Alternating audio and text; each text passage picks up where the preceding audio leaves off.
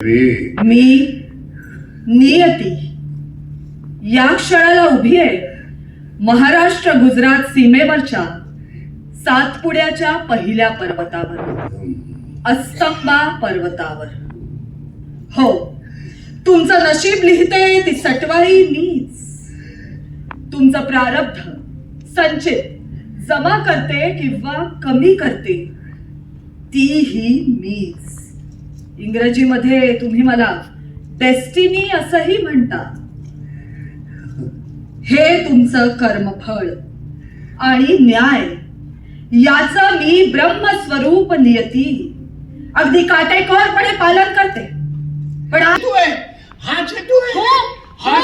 अरे हाच हेतू आहे. हाच हेतू आहे आमच्या सगळ्यांचा. त्यासाठीच तर मी आहे ना तुझ्या बरोबर. त्या परमेश्वराची चूक सुधारण्याचा प्रयत्न मी देखील करते तुझ्या बरोबर. हे बघ, हे बघ, ही गरुड चट्टी पार करून आता आपल्याला केदारनाथाच्या मंदिराकडे जायचंय. केदारनाथ न केदारात परम स्थानम, न केदारात परी तपः, न केदारात परी मोक्षः स्वयं दैवेन भाषितम. कुठली भाषा? नमस्कार, मी धनश्री दामले आणि आजवर गेली 18 वर्ष मी निवेदन या क्षेत्रात आहेच, पण त्याचबरोबर नाटक हे एक वेगळं माध्यम मला बऱ्याच वर्षापासनं खुणावत होतं किंवा मला त्याची आवड होती आणि त्यामुळे नाटक करायचं होतं. अगदी छान विषय घेऊन नाटक आलं आणि त्यामुळे करायची संधी मिळाली. त्यात सगळ्यात आधी या नाटकाचे लेखक, दिग्दर्शक, निर्माते अशोक समेळ काका यांचे मनापासून आभार की त्यांनी माझ्यावर विश्वास ठेवला आणि मला या नाटकात एक जबरदस्त भूमिका दिली, जी भूमिका करण्यासाठी विश्वासही दिला आणि बरंच काही शिकताही आलं त्यांच्याकडनं. तर आता माझ्या या भूमिकेविषयी म्हणजे नाटक बघायला येताना प्रत्येकाच्या मनात हा प्रश्न असतो की मी अश्वत्थामा चिरंजीव असं नाटकाचं शीर्षक आहे, नाटकाचं नाव आहे. आणि अश्वत्थामा हा आजही द्वापार युगातला अश्वत्थामा कलियुगात सुद्धा आज भटकतो आहे. तो श्रीकृष्णाने दिलेल्या शापामुळे आपली एक भळभळती जखम घेऊन तो भटकतोय. अशा वेळेला या अश्वत्थामाच्या जीवनामध्ये, कारण तो ब्रह्मचारी आहे, त्यांनी लग्न केलं नाही, मग त्याच्या बरोबरची जी ही स्त्री भूमिका आहे ही नक्की कोणाची आहे, त्याबद्दल अनेकांच्या मनात संभ्रम होता. प्रश्न असा आहे, त्याचं उत्तर सांगण्याचा प्रयत्न करते की आपल्या प्रत्येकाचंच नशीब कुणीतरी नियती लिहित असते. ती नियती आपल्याला दिसत नाही, मात्र आपल्या संपूर्ण आयुष्यात ती आपल्या बरोबर असते. आपलं संपूर्ण आयुष्य तिने लिहिलेलं असतं, आपलं नशीब लिहिलेलं असतं. तर ही जी नियती आहे तिने अश्वत्थाम्याचं सुद्धा नशीब लिहिलेलं आहे. म्हणजे त्याचा जन्म कोणत्या घरात होणार, तेव्हापासून त्याचा अंत कुठे होणार, इथपर्यंत सगळं नशीब तिने लिहिलेलं आहे. त्यामुळे निश्चितच तिला माहिती आहे नक्की काय होणार आहे. त्यामुळे नियतीची भूमिका मी या नाटकात साकारते की जी अश्वत्थाम्याला त्याची ओळख पटवून देते.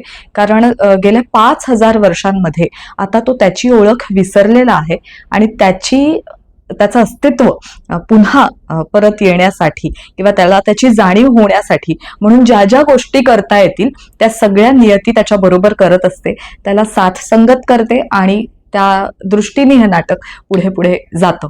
मग त्यामध्ये वेगवेगळ्या भूमिका आहेत, ज्या भूमिका मला घेता आलेल्या आहेत आणि असं करून अश्वत्थाम्याची ओळख पटवून देण्यासाठीची एक महत्वाची भूमिका नियतीची मी या नाटकात साकारते. महाभारत ही सबंध यात्रा या हिमालयातच फिरवण्याचा त्या पांढऱ्या शुभ्र ढगाचा हेतू काय? एक गोष्ट मात्र खरी आहे की माझं अस्तित्व सोडून मला भावनेची जाणीव होती. प्रचंड प्रेरणा मिळते. म्हणजे काका 84 वर्षाला अजिबात नाटक बघताना असं वाटतच नाही इतकं एखाद्या तरुणाला सुद्धा लाजवेल असा अभिनय. अर्थातच कारण संपूर्ण त्यांचं आयुष्य हे अभिनय क्षेत्रासाठी त्यांनी वाहून घेतलेलं आहे.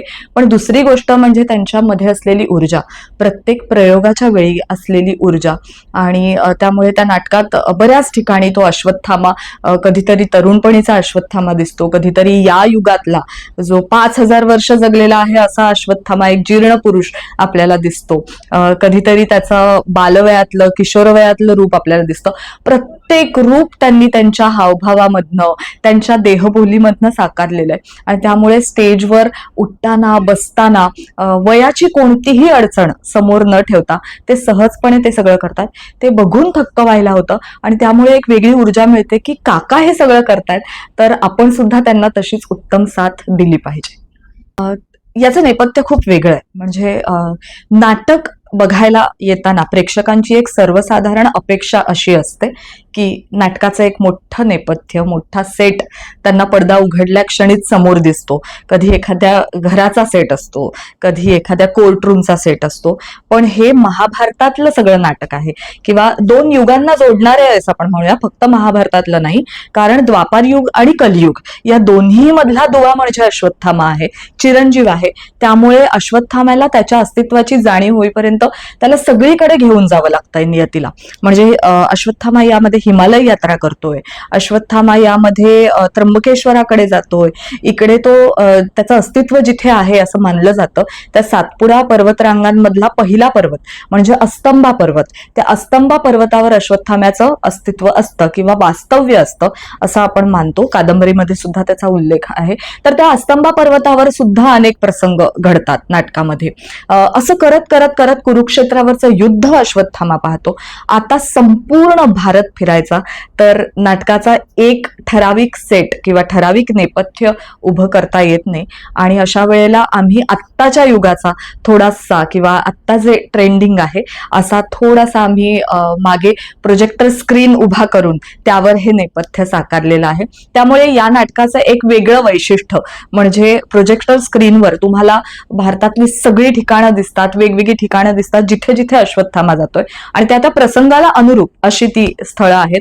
ज्या प्रसंगांशी त्या स्क्रीनवर येणाऱ्या चित्रांशी आम्ही संवाद सुद्धा साधतोय. त्यामुळे त्या चित्रांमधनं काही व्यक्तिरेखा आपल्या समोर येतात. असं हे आगळं वेगळं नेपथ्य या नाटकाचं आहे. नावातच आहे बघ, मी अश्वत्थामा चिरंजीव असं नाव आहे. आणि आजपर्यंत आपल्याला अश्वत्थामा या व्यक्तीबद्दल किंवा महाभारतातल्या एका अतिशय महत्वाच्या पात्राबद्दल प्रचंड कुतूहल आहे. कुतूहल का निर्माण होतं? जेव्हा आपल्याकडे एखाद्या गोष्टीबद्दलची माहिती कमी असते तेव्हा ते कुतूहल निर्माण होतं. आणि अश्वत्थामा या व्यक्तिरेखेबद्दल मुळातच आपल्याकडे खूप मोजकी माहिती आहे. बघ म्हणजे काय तर तो चिरंजीव आहे. त्याला श्रीकृष्णाने एक शाप दिलेला आहे. त्याच्या कपाळावर एक भळभळती जखम आहे. ती जखम बरी करण्यासाठी तो तेल मागत फिरतो. नर्मदा परिक्रमा करणाऱ्या अनेकांना तो भेटल्याचा दावा सुद्धा अनेकांनी केलेला आहे किंवा तशीही अनेक उदाहरणं आपल्या समोर आलेली आहेत. अशी काही मोजकीच माहिती आपल्या समोर येते. पण त्या व्यतिरिक्त हे का घडलं, त्यांनी असं कोणतं पाप केलं ज्यामुळे श्रीकृष्णाने त्याला शाप दिला, त्या पापाचं प्रायश्चित्त करण्यासाठी म्हणून कलियुगात तो काय करतोय, त्याच्या आजूबाजूला असलेल्या व्यक्तिरेखा म्हणजे त्याचे आई वडील, त्यांनी सगळ्यात जवळचा जो सखा बंधू मानलेला आहे तो कोण आहे महाभारतातला. आणि अशा वेळेला एवढा वेदशास्त्र संपन्न महापंडित अश्वत्थामा असून सुद्धा त्याच्या हातनं हे पाप कसं घडलं. तर हे सगळं जे आहे ना, असे अनेक प्रश्न जे पडलेले त्याची सगळ्याची उत्तरे या नाटकामध्ये आहेत. त्यामुळे अश्वत्थाम्याबद्दल आपल्याकडे 4 ओळींची माहिती असताना सुद्धा एखादी कादंबरी लिहून त्या कादंबरीमध्ये त्याचा सगळा इतिहास जो सामावलेला आहे ना, हे त्या कादंबरीचं वैशिष्ट्य आहे. आणि मुळामध्ये कादंबरी ही बऱ्याचदा आपण बघतो की ही थोडं फॅन्टसाइज असतं किंवा बऱ्याचशा काय म्हणूया आपण लिखाणाची लिबर्टी थोडीशी घेतलेली असते, कारण कादंबरी हा प्रकारच तसा आहे. पण तरीही काकांनी मुळामध्ये व्यासांचं महाभारत याचा आधार घेऊन ही कादंबरी लिहिलेली आहे. त्यामुळे त्यातले बरेचसे पुरावे हे सगळे व्यासांच्या महाभारतामध्ये जसे सापडतात तसे त्या कादंबरीमध्ये आहेत. त्यामुळे कादंबरी जरी असली तरी अश्वत्थाम्याचंच चरित्र आहे असं म्हणायला हरकत नाही. मला सांग, मी कोण आहे रे देवा, मी कोण आहे रे देवा, मी कोण आहे रे देवा, मी कोण. रडत नको बसू. अरे आता आपली यात्रा संपली. आता शेवटचं ठिकाण महर्षी व्यासांचा आश्रम वसुंधरा नदीकाठी आहे. रस्ता परिचयाचा आहे तुझ्या. दर व्यास पौर्णिमेला तुम्ही सप्तचिरंजीव भेटता ना महर्षी व्यासांच्या आश्रमात. जगाच्या कल्याणाकरता अशी भेट घडायलाच हवी. माझी या नियतीची आज्ञाच. आणि आजच्या तरुण पिढीला हा चिरंजीव अश्वत्थामा कसा कनेक्ट होईल असे तुम्हाला वाटते? नक्कीच होईल, कारण तो महाभारतातला असला, तो द्वापार युगातला जरी असला तरी आत्ता कलियुगामध्ये आपण म्हणतो नाही का की पुराणातली वांगी पुराणात, अशी एक असा एक वाक्प्रचार किंवा एक म्हण आपल्याकडे आहे.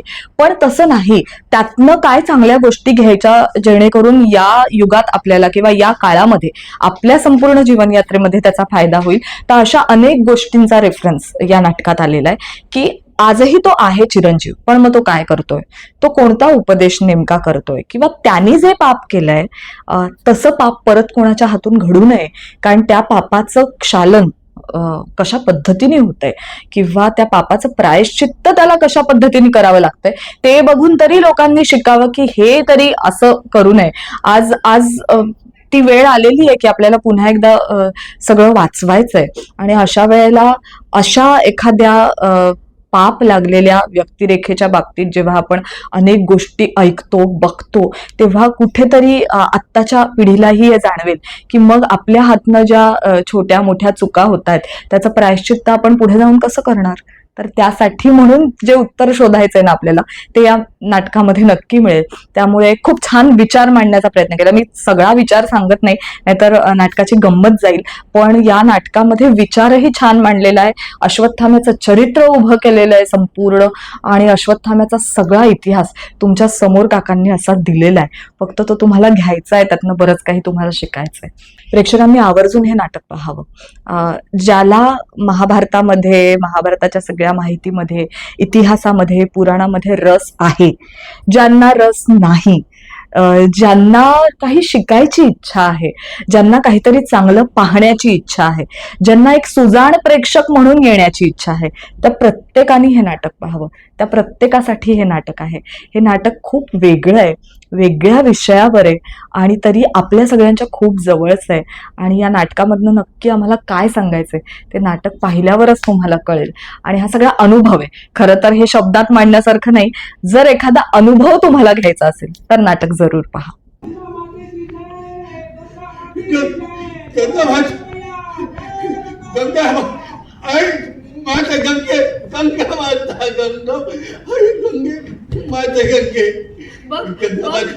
माता गंगा भेटायला आली तुला.